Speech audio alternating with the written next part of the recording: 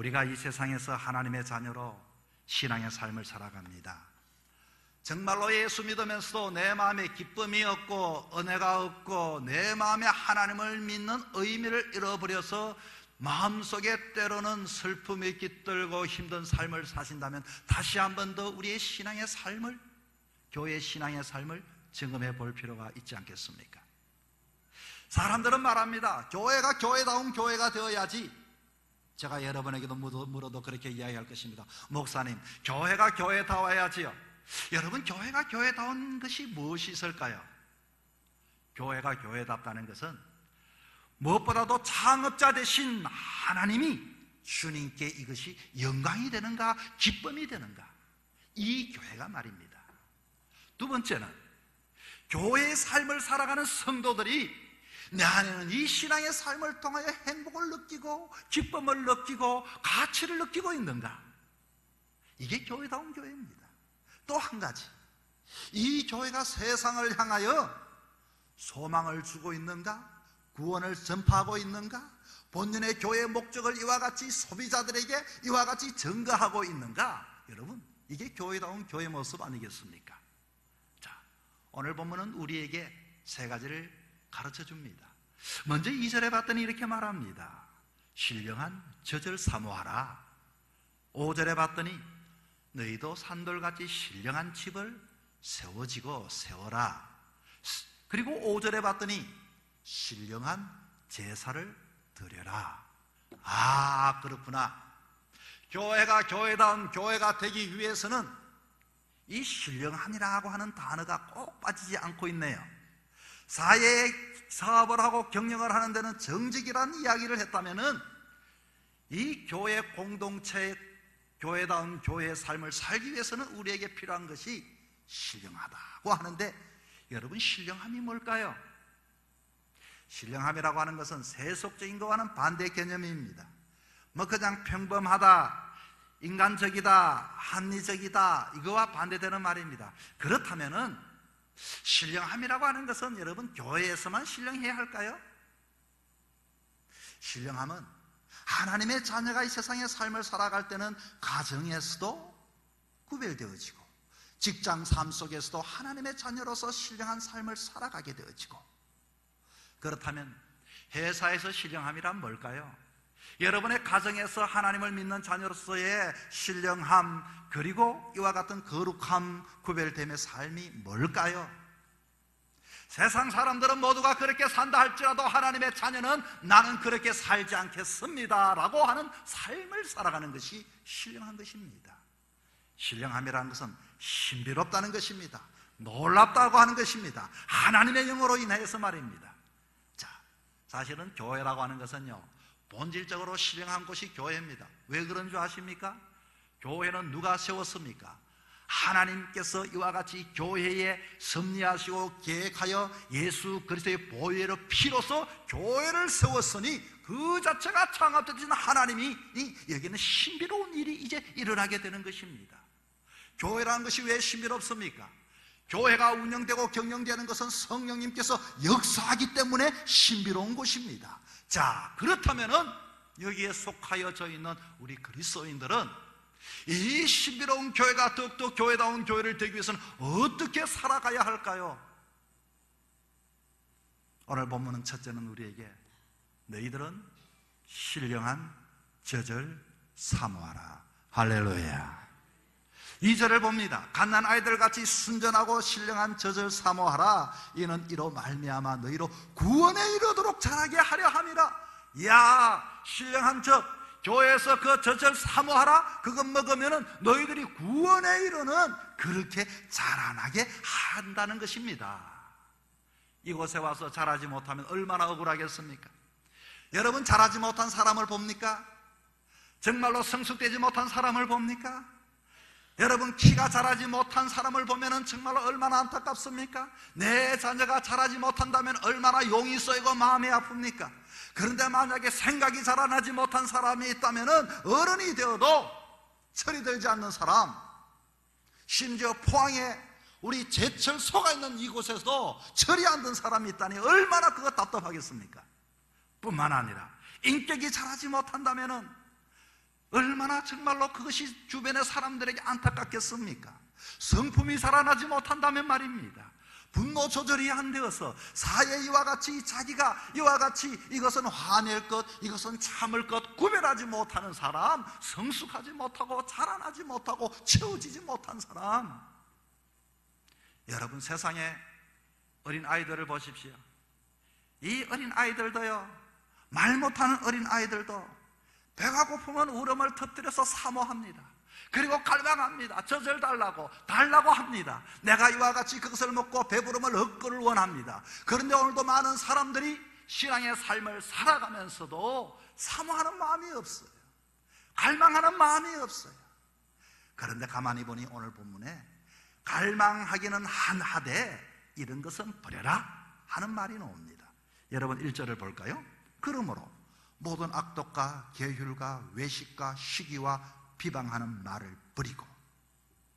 우리 믿음과 인격이 자라나기 위해서는 이것이 아마 걸림돌이 되는 것 같습니다. 여러분, 악독이 무엇입니까? 악독은 남을 해치기 위해 품는 독한 마음이 악독입니다. 계율은 무엇입니까? 다 상대에게 속이려고 하는 마음입니다. 외식이 뭡니까? 다른 사람에게 나 이런 사람이야, 이와 같이 허당을 보여주는 이런 삶. 시기가 뭡니까? 다른 사람이 잘 되면 그것 이와 같이 인정하지 못하는 겁니다. 비방이 뭡니까? 다른 사람을 비판하고 악담하는 것을 말합니다. 어쩌면 세상 사람들은 이 세상에서 세상 것을 먹고 마심을 통하여 이들이 지식을 배우고 익히고 경험함을 통하여 이와 같이 자라나긴 자라났지만은 그 자라남의 끝은 뭘까요? 여러분, 세상을 보십시오. 자라나고 자라나서 높이 올라간 사람들을 보십시오. 세상에 있는 사람들은 자라나고 이와 같이 높은 사람이 되면은 밑에 사람을 이와 같이 깔보게 됩니다. 교만하게 됩니다. 내가 이루었다, 나 이런 사람이야, 내가 이와 같이 경험했어, 나 같은 사람이 있어. 그런데 교회가 왜 신령한 젖을 사모하라고 하는 거 아니? 왜 신비롭고 신령한 거 아니? 신앙의 삶이라고 하는 것은 말씀을 먹으면 먹을수록, 신앙의 삶은 살아갈수록 오래된 신앙의 사람들은 겸손해지고 낮아지고 섬기기 때문에 그것이 신비롭고 신령한 것이 되는 것입니다. 할렐루야. 이런 신앙의 삶에 성공할 수 있기를 바랍니다. 하나님의 말씀이 왜 신령합니까? 세상 것을 먹으면 내가 이와 같이 어석거리지만, 나를 알아주지 않는다고 이와 같이 불평하지만, 다른 사람이 보는 것을 이와 같이 용서하지 못하지만, 이와 같이 다른 사람의 허상을 보이려고 이와 같이 허당을 부리지만, 그러나 하나님의 신앙의 삶 속에 주의 떡을 먹고 마실 때마다 우리는 주님 앞에 놓을 때마다 주님, 저가 죄인입니다. 주님이 오로지 주님 나를 용서하여 주십시오. 그리고 이 세상에 하늘의 평화를 맛보게 되고 땅의 것에 대하여 옛날에는 땅의 것을 추구했다면 하늘의 것을, 평화를, 안식을 얻기를 원하기 때문에 그런 것입니다. 옛날에는 두렵고 힘들었지만 초조하고 날마다 쫓기고 날마다 내 마음속에 이와 같이 어둠에 가득했지만은 성령께서 이곳에 오면 성령께서 마음을 밝혀주시니 담대하게 되고 소망을 갖게 되고 하늘의 내세에 대하여 비전을 갖고 꿈을 가지고 살게 되더라, 그 말인 것입니다. 여러분, 우리는 천국의 하늘나라를 간절히 소원하는 자들이 되기를 축원합니다. 우리 교회 이 남성도 아주 멋지지만 우리 교회는 여성들이 너무 멋져요. 이 여성들을 가만히 봤더니 특별히 참 대단한 분들이 많이 계십니다. 이분들이 참 예수를 믿으면서 얼마나 힘들게 어렵게 신앙의 옛날 신앙생활을 한 줄 모릅니다. 그때에 남성들이 짝믿음의 가정들 중에 어떤 이는 참 아내를 괴롭힌 사람도 있고, 때로는 교회를 찾아가서 문을 두드리면서 고함을 친 사람도 있는데, 그만 이와 같이 신령한 젖을 먹고 보니 이분들이 모두가 순한 어린 양이 되었습니다. 할렐루야. 교회는 바로 이와 같이 오면 올수록, 먹으면 먹을수록 교만한 것이 아니라, 교회에 오면 올수록 낮아지고 섬기고, 오면 올수록 하나님 앞에 합한 자가 되고 가정의 화목을 부르는 자가 되기 때문에 신비로운 것이고 신령한 젖이 되는 것입니다. 지금은 고인이 되셨지만 우리 김종률 집사님이 우리 교회에 오셔서 어쩌면 처음에는 저 방문자처럼 정말로 우리 김 집사님 키도 크시고 얼굴도 잘나시고 이게 참 이 교회에 이렇게 딱 앉으셨는데 풍채만 봐도 모두가 참 대단하신 분이셨죠. 그런데 이분이 거기에만 머물러 있지 아니하고 가면 갈수록 신앙의 삶을 살면 살수록 그 신령한 그 은혜가 그에게 임하여 자라나는 모습을 보게 되었습니다. 몸이 아픈 가운데 만사가 귀찮을 텐데 말이죠. 이번 순모임을 하면서 우리 권사님에게 들은 이야기입니다. 참 우리 그 집사님이 마지막 혼수 상태에 왔었을 때 그때 내가 교회 가고 싶다고 당신은 꼼짝도 하지 못하는데 어떻게 교회 갈 수 있냐고, 운동이라도 해야 되지, 이렇게 지금 욕창이 나가 있는데 어떻게 교회 가겠냐고 그랬더니 그렇게 이야기하더라는 겁니다. 요번에 운동할게. 몸도 꼼짝도 못하는 사람이 그렇게 이와 같이 운동한다고 내가 교회를 삼아하여 교회를 가고 싶었어. 몸을 이와 같이 그 침대에서 일어났다 앉았다 하면서 시간이 가니까 몸이 이렇게 조금씩 오로지 한 달 동안 그렇게 교회 가고 싶어 운동을 하셨다는 겁니다. 어떻게 그 마음속에 이와 같은 신령한 신비로운 일이 일어납니까? 세상에 이와 같이 내가 돈을 얼마 줄 테니 그렇게 하라고 한들 하겠습니까? 세상의 지식이 그를 그렇게 만들 수 있겠습니까?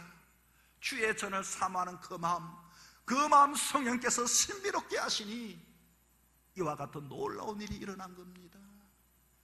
마지막 임종 예배를 드릴 때 너무나도 편안한 얼굴로 이와 같이 하늘 날아가셨는데, 여러분, 이 땅에 주님 오시는 그날까지 삶을 살아가면서 이 교회 생활, 정말로 세상에서도 그와 같이 사업을 해도 힘든 시대에 우리가 신앙의 면에 있어서는 정말로 성공해야 되지 않겠습니까? 부지런히 여러분의 시간이 날 때 이와 같이 기회를 주실 때에 신령한 젖을 날마다 사모할 수 있는 여러분 되기를 축원합니다. 둘째는 신령한 집을 세우라고 말합니다. 어떻게 주님 교회를 세울 수 있습니까? 여러분, 교회가 어떻게 세워질까요? 교회가 철근으로 시멘트로 건축재료로 교회가 세워집니까? 그렇지 않습니다. 성도들이 세웁니다. 삶을 통하여 교회는 세워집니다. 고백을 통하여 세워집니다. 그렇다면 여러분의 가정을 한번 예를 들어 보십시오. 내가 이런 가정이 되었으면 좋겠다, 물질이 좀 있었으면 좋겠다, 우리 아이가 출세했으면 좋겠다, 물론 좋습니다. 어느 집 아이가 유학을 하고 집에 돌아와 아버지 어머니를 살해했습니다. 부모가 그 자식을 유학을 보냈는데 왜 집에 돌아오자마자 그 부모를 살해했을까요? 그 아버지 어머니는 서울의 유명한 대학 교수님이셨습니다. 그렇게 높은 지위에 있는 사람, 부족한 사람이 없으면 가정이 더 아름답게 세워져야 할 텐데 왜 그런 일이 일어났나 하는 것입니다. 이 아이에게 물었습니다. 왜 그렇게 부모를 그렇게 했느냐고. 부모가 당신을 위해서 그렇게 유학까지 보내주고. 이 아이가 뭐라고 하시는 줄 압니까? 그분은 명령만 하는 사람이었습니다. 그분은 돈만 보내주면 자기 역할 다 한 줄 알았습니다. 그분은 나를 그렇게 보냈고 내 의사 한 번도 물어보지 않고 너 이렇게 되라, 그렇게 말한 사람입니다. 아버지가 아닙니다. 어머니가 아닙니다. 내 인생이 있습니다. 유학을 보내면 훌륭한 아버지입니까? 그분이 높은 위치에 있으면 아버지 역할을 감당하는 겁니까? 내가 무엇을 좋아하고 내가 무엇 때문에 힘이 들었는지 그분은 아랑곳하지 않았습니다. 여러분, 교회는 어떻게 세워질까요? 물론 교회는 많은 성도들이 세워갑니다. 이 교회를 분류하면 때로는 우리 교회는 젊은 분도 계시고 연세되신 분도 계시고 배운 분도 계시고 덜 배우신 분도 계시고 키가 크신 분도 계시고 작은 분도 계시고 부유한 사람도 계시고 생활이 기들고 어려운 사람도 계시고 남자도 있고 여자도 있고 오랫동안 신앙의 삶을 산 사람도 있고 믿은 지 얼마 안 된 사람이 있습니다. 그러나 교회는 딱 두 가지로 분류할 수 있습니다. 여러분 잘 들으십시오. 여러분의 가정도 마찬가지입니다. 나는 교회를 세우는 사람인가? 나는 교회를 허무는 사람인가? 어떻게 교회를 세울 수 있습니까? 입술로 교회를 세울 수 있습니다. 여러분의 자녀, 여러분의 자녀를 입술로 세워야 합니다. 너는 축복받은 자녀야. 너는 정말로 특별한 아이야. 너는 이와 같이 엄마 아빠가 너를 위해, 장래를 위해서 너가 기도하는 이와 같이 특별한 아이야. 그런데 야, 이 녀석, 너 뭐 되겠냐고. 너는 시키는 것마다 안 돼. 그렇게밖에 하지 못해. 그 부모가 아무리 돈을 준들, 아무리 높은 위치에 있은들 그 자녀는 세우는가, 그 자녀를 허무는가? 여러분, 교회도 마찬가지입니다. 저와 여러분이 교회를 세웁니까? 교회를 이와 같이 허뭅니까? 여러분, 목사라고 하는 것, 장로님이라고 하는 것, 집사님이라고 하는 것은 차이가 아닙니다. 모두가 사명인데 그 사명 딱 한 가지밖에 없습니다. 나는 오늘도 내 회사에서, 나는 오늘도 내 가정에서, 나는 오늘도 내 교회에서 세우는 사람인가? 할렐루야. 여러분, 하나님 앞에 세울 수 있는 사람이 되기를 바랍니다. 돈으로 세우는 게 아닙니다. 돈으로 이와 같이 허무는 것도 아닙니다. 때로는 좀 부족한 사람이, 우리 장로님이, 권사님이 아이고 집사님 주방 봉사 좀 해주세요 이렇게 부탁을 했는데, 때로는 내가 주방 봉사를 하는 옆에서 아이고 사람을 뭘로 보고 너를 그렇게 봉사시켰냐, 그것도 주방 봉사 얼마나 힘든데 너는 안 돼, 시간 없잖아. 여러분, 그거는 교회를 허물 뿐만 아니라 그 마음속에 가만히 생각해 보니 맞아, 그 권사님이, 장모님 왜 나한테 그 말, 나를 무시하나? 자기 자신이 속이 상하면 그때부터 내가 허물어지는 겁니다. 여러분, 말 한마디라도 격려해주고, 이야 이런 기회에, 야 장모님이 잘 보셨는구나, 권사님이 너를 특별하게 봤구나, 이게 세우는 언어입니다. 여러분, 만약에 여러분의 자녀들이 저 유명한 서울에 있는 S대학을 합격했으면 아이고 난 멀어서 못 갑니다, 아이고 난 돈이 없어 못 갑니다, 그렇게 말할 사람이 어디 있습니까? 모두가 말하죠. 기적이다, 하나님의 은혜다. 여러분이 좀 부족하고 여러분이 연약하다 할지라도 그와 같은 일이 있을 때 여러분 주위에 세우는 사람이 되고 감사함으로 받을 수 있기를 바랍니다. 그게 교회를 세워나가는 것입니다. 순모임 중에서 우리 집사님이 이야기를 하는 걸 제가 들었어요. 아무개 집사님 집에 모여서 음식을 나눠 먹었대요. 그 초대한 그분이 참 나보다 더 가난하고 병이 들고 더 고독하신 분인데 참 감사해야 하고, 그 말 한마디가 그렇게 격려가 되고 자신이 부끄럽다는 것입니다. 자신이 부끄러웠다는 것입니다. 내가 가장 힘든 사람인 줄 알았는데, 내가 가장 허약한 사람인 줄 알았는데, 그 말을 듣고 보니 여러분, 그 사람은 세우는 사람입니다. 그 영혼을 세웠고 교회를 세운 사람입니다.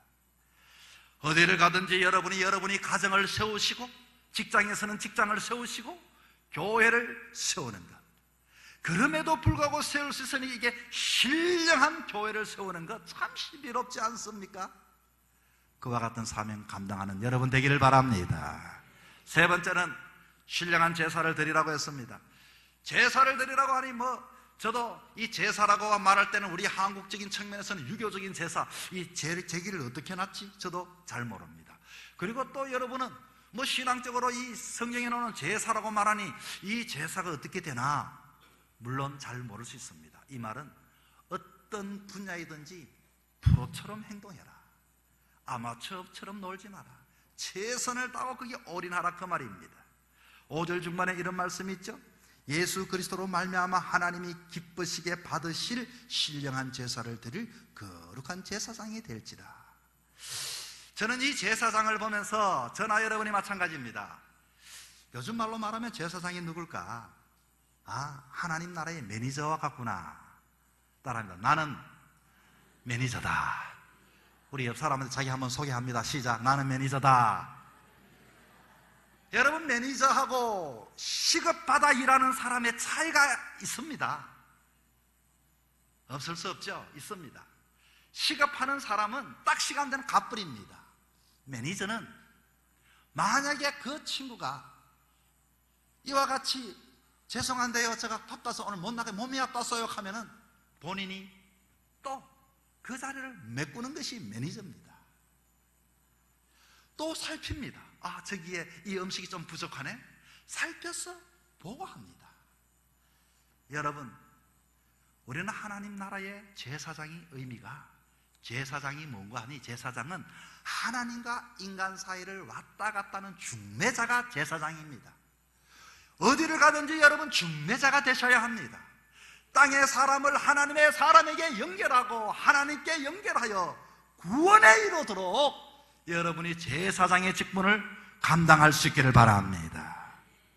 그런데 성경에 봤더니 이 제사장이 산제사가 되신 분이 계셔요. 예수 그리스도라고 말합니다. 그런데 예수 그리스도를 가만히 봤더니, 오늘 성경에 봤더니 모퉁이에 버린 돌, 버렸다고 하는 것이 버린 돌이 산돌이 되었다. 이게 무슨 말인가 하니, 버렸다는 거 사람들 쓸모없이, 사람들 쪽에서는 아이고 그거 안 돼, 아이고 이렇게 하지만 그렇게 버린 돌이 기초석이 되고, 그리고 버린 돌이 산돌이 되었다. 리빙스톤 왜 산돌이 되었습니까? 사람들은 아이고 이 돌 이거 뭐 생명이 있어? 그런데 신비로운 것은 예수님께서 이와 같이 이스라엘 백성들을 광야로 인도하실 때마다 하나님의 사람이 그 돌을 향하여 쳤더니 그 돌이 물을 쫙 내서 사람들이 먹었습니다. 살아있는 돌. 여러분, 세상 사람들은 오늘도 이와 같이 신앙의 삶을 살아가면서 우리들의 인간적인 사고로 살아가지만, 이곳에도 살아있는 돌을 통하여 신비롭게 오늘도 역사하고 내일도 역사할 줄 믿으시기 바랍니다. 마음이 상한 자에게, 마음이 고난 자에게, 잃어버린 자에게 역사가 일어나는 살아있는 산돌, 주님만이 그렇게 하셨을까요? 기초석이 되었으니 나도 매니저가 되었어. 여러분, 그런 신령하고 신비로운 은혜를 경험할 수 있기를 바랍니다. 제사장에게는 특징이 있죠. 매니저에게도 똑같습니다. 제사장은 특권이 뭡니까? 하나님께 나아갈 수가 있습니다. 여러분, 매니저는 사장에게 나갈 수가 있습니다. 상업적에 나갈 수가 있습니다. 이게 좀 부족한데요, 이 시설 좀 해주면 좀 어떨까요? 아이고 사람들이 오긴 오는데 말이지 앉을 자리가 없는데 이거 좀 새롭게 한번 좀 봐주세요. 끊임없이 직접 나갈 수 있습니다. 저나 여러분은 기도를 통하여 하나님께 나갈 수 있는 이 자체가 얼마나 신비로운 것입니까? 그리고 매니저에게는 이런 특권뿐만 아니라 책임감이 있습니다. 이것 내 것은 아니지만 내 것처럼 책임감을 가지고 감당하게 되는 것이죠. 여러분, 세상의 삶을 살아가기가 쉽지 않습니다. 그러나 그 가운데 하나님은 우리를 하나님의 자녀로 만들어 주셨습니다. 여러분, 이 교회 신앙생활 어떻습니까? 교회다운 교회, 신앙인다운 신앙인의 삶 어떻게 살아가고 있습니까? 다시 한번 더 생각해 보십시오. 신령한 저절을 한번 사모해 보십시오. 신령한 교회를 세우는 일에 여러분 한번 세우는 역할을 감당해 보십시오. 뿐만 아니라 신령한 제사장의 역할, 좀 수고스럽지만 해보십시오. 놀라운 기적이 일어납니다. 역사가 일어납니다. 여러분의 남은 여정의 삶도 하나님의 놀라운 신령한 은혜가 땅의 풍성함이 임하기를 주 이름으로 축원합니다.